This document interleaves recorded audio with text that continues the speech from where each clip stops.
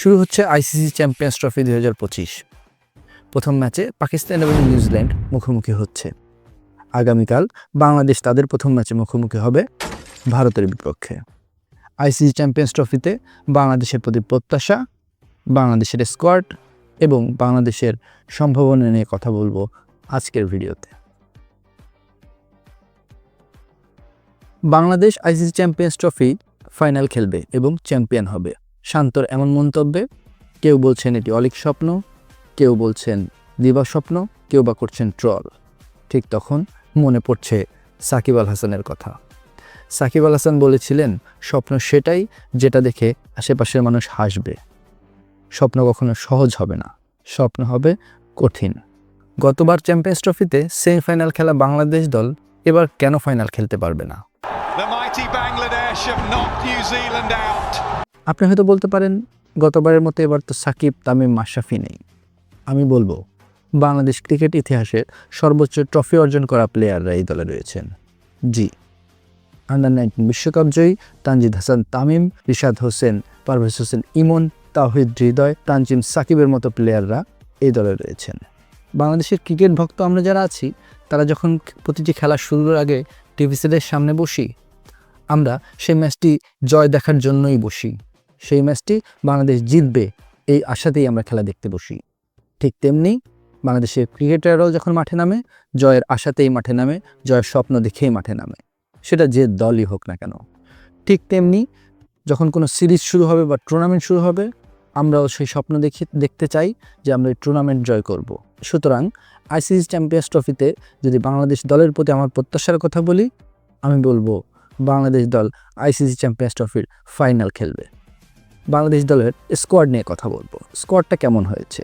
তো আমি ব্যক্তিগতভাবে এইবার আইসিসি চ্যাম্পিয়ন্স ট্রফিতে 3জন প্লেয়ারকে খুব বেশি মিস করব বাংলাদেশ দলের। নাম্বার 1 সাকিব আল হাসান। এটি আসলে অনুমান করতে খুব একটা কষ্ট হওয়ার কথা নয়। শুধু আমি না, আমি মনে করি বাংলাদেশের সকল ক্রিকেট ভক্ত, বাংলাদেশের সকল ক্রিকেট প্লেয়াররাও সাকিব আল হাসানকে মিস করবেন। ইভেন পুরো ক্রিকেট বিশ্বই মিস করবে সাকিব আল হাসানকে। সাকিব আল হাসান না থাকার কারণে বাংলাদেশে একটি বড় সমস্যার মুখোমুখি হবে একাদশ নির্বাচনে এবার বিশ্বকাপে। দ্বিতীয়ত আমি যাকে মিস করব, লিটন কুমার দাস। লিটন দাসের অনুপস্থিতি বেশ অবাক করেছে আমাকে। লিটন দাসের জায়গায় দলে নেওয়া হয়েছে পারভেজ হোসেন ইমনকে। পারভেজ হোসেন ইমন কেমন প্লেয়ার সেই বিচারে আমি এখনই যেতে রাজি নই, কারণ পারভেজ হোসেন ইমনের এখন ওয়ানডেতে তার ডেবিউ হয়নি। আইসিসি চ্যাম্পিয়ন্স ট্রফি বেশ শক্ত প্রতিদ্বন্দ্বিতামূলক টুর্নামেন্ট। এখানে পারভেজ হোসেন ইমনকে ডেবিউ করানো বা তাকে নিয়ে যাওয়া, তার জন্য আমার কাছে মনে হয়েছে একটু প্রেশারই ক্রিয়েট হবে। সেক্ষেত্রে লিটন দাস হয়তো ভালো রিপ্লেসমেন্ট হতে পারত। এবং তৃতীয় আমি যে প্লেয়ারটাকে মিস করব, সেটা হচ্ছে বাংলাদেশের বোলিংয়ে শরীফুল ইসলামকে। আমার কাছে মনে হয়েছে ঠিক পারভেজ হোসেন ইমনের মতো নাহিদ রানাও একটু প্রেশারে থাকবে এই টুর্নামেন্টে। আমাদের এক্সপেকটেশন অনুযায়ী আসলে নাহিদ রানা কতটুকু ডেলিভারি করতে পারবে আমি জানি না, বাট আমরা যদি বিপিএলের শেষ দিকে দেখি তাহলে কিন্তু নাহিদ রানার পারফরমেন্স আমরা আশানুরূপ পাইনি। সেদিক থেকে শরীফুল বাংলাদেশের বেশ কিছুদিন ধরে সার্ভিস দিয়ে যাচ্ছে এবং শরীফুল অলরেডি 40টা ম্যাচ খেলে ফেলেছে। সো আমার কাছে মনে হয়েছে শরীফুলকে হয়তো দলে নিলে আরেকটু ভালো হতো।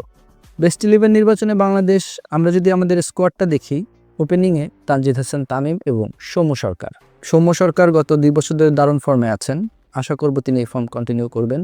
তানজিদ হাসান তামিম ওয়ানডেতে নিয়মিত একেবারেই নতুন, তারপরেও খুব বেশি রেগুলার পারফর্ম করছেন না, কিন্তু লাস্ট বিপিএলে তিনি দারুণ পারফরমেন্স করেছেন। সো আশা করি তানজিদ হাসান তামিম তার বিপিএলে পারফরমেন্সটা ধরে রাখবেন।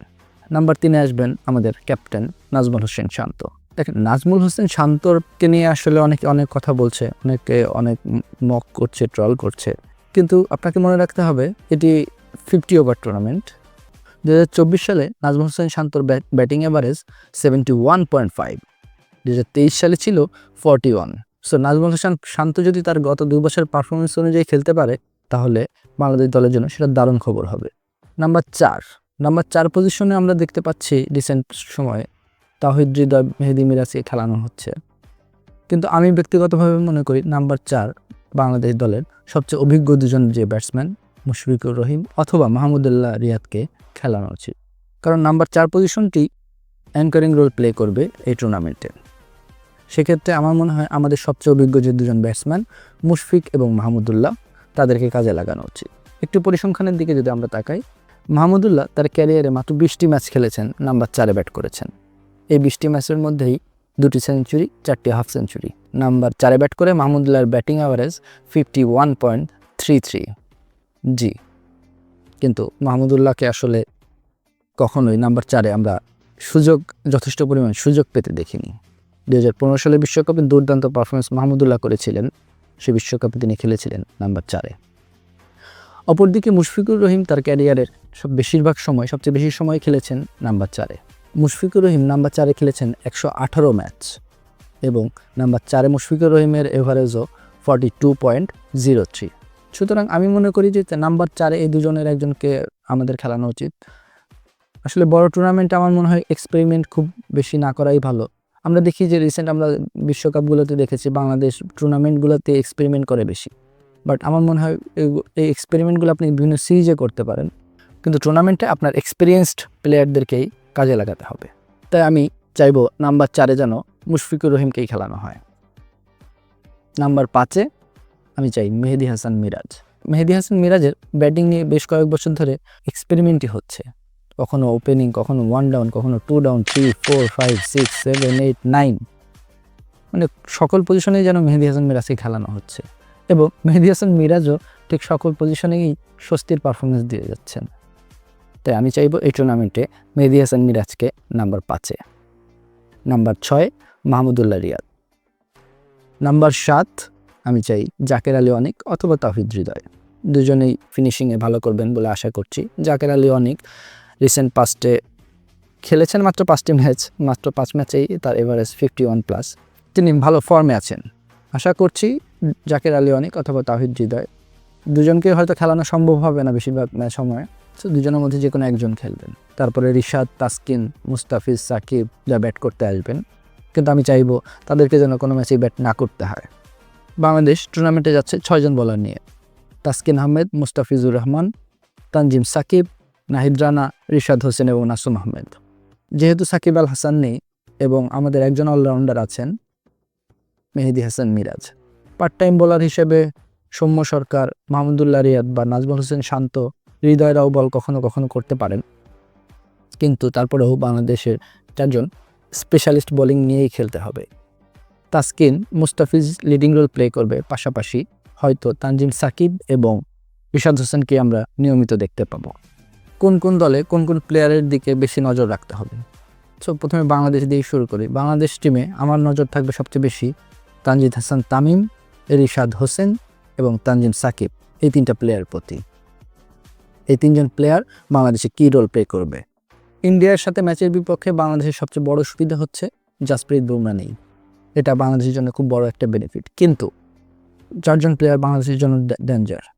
নাম্বার 1 রোহিত শর্মা, নাম্বার 2 হার্দিক পান্ডিয়া, 3 নম্বরে কুলদীপ যাদব, 4 নম্বরে বরুণ চক্রবর্তী।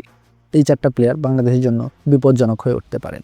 নিউজিল্যান্ডে Kane Williamson, Daryl Mitchell, Devon Conway এবং মিচেল সান্তনার। পাকিস্তানে ফাখর জামান, মোহাম্মদ রিজান, সালমান আগা এবং শাহিন শাহ আফ্রিদি। চ্যাম্পিয়ন্স ট্রফি খেলতে যাবে কিন্তু 8টি দল, চ্যাম্পিয়ন হবে 1টি দল, 7টি দল হেরে যাবে। কিন্তু আপনি কিভাবে হারবেন, কিভাবে খেলবেন সেটাই বলে দেবে দল হিসেবে আপনি কেমন পারফর্ম করলেন। আশা করছি বাংলাদেশ দল ভালো পারফর্ম করবে, আমাদেরকে ভালো রেজাল্ট এনে দিবে। ধন্যবাদ।